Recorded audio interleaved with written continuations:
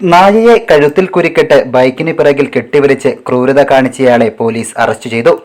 ചുങ്കത്ര പൂക്കോട്ടുമണ്ണ അബ്ദുൽ കരീമിനെയാണ് Edakkara inspector NB Shaiju arrest ചെയ്തത്. വീട്ടിൽ വന്നുകൂടിയ നായ ചെരുപ്പും വസ്ത്രങ്ങളും അടക്കമുള്ളവ കടിച്ചു മുറുക്കിയാണെന്ന കാരണത്താലാണ് ഇയാൾ ജീവനുള്ള മിണ്ടാപ്രാണിയോട് ക്രൂരത കാണിച്ചത്. തിങ്കളാഴ്ച രാത്രി 11:30 ജോലി കഴിഞ്ഞ് വീട്ടിലേക്ക് പോകുന്ന വഴിയിൽ പുലിമുണ്ടയിലെ യുവാവാണ് കരളലിയിപ്പിക്കുന്ന കാഴ്ച കണ്ടത്. തുടർന്ന് വീഡിയോ പകർത്തി സാമൂഹ്യ മാധ്യമങ്ങളിൽ പോസ്റ്റ് ചെയ്യുകയും ചെയ്തു. വ്യാപക പ്രചാരം നേടിയതോടെ എടക്കര പോലീസ് സ്വമേധയാ കേസെടുത്ത് അന്വേഷണം ആരംഭിക്കുകയായിരുന്നു.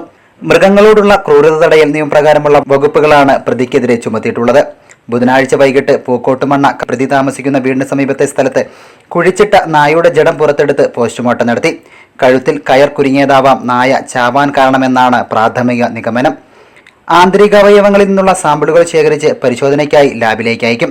Nilambur senior veterinary surgeon doctor Shoukath Ali Vadakkampadam, senior veterinary സർജന്മാരായ Jinu John, K Vineesh, Manoj M Varghese, Ajith എന്നിവർ പോസ്റ്റ്മോർട്ടം നടപടികൾക്ക് നേതൃത്വം നൽകി. പോസ്റ്റ്മോർട്ടത്തിന് ശേഷം നായയുടെ ജഡം സംസ്കരിച്ചു. Edakkara inspector NB Shaiju, SI SD Muhammad Rafi എന്നിവരുടെ നേതൃത്വത്തിൽ പോലീസും എമർജൻസി റെസ്ക്യൂ ഫോഴ്സ് അംഗങ്ങളായ Bibin Paul, KM Abdul Majeed, PK Safeer, Hasainar Veettichal, PK Jithesh എന്നിവരും നടപടിക്രമങ്ങളിൽ സംബന്ധിച്ചു. News bureau, Edakkara.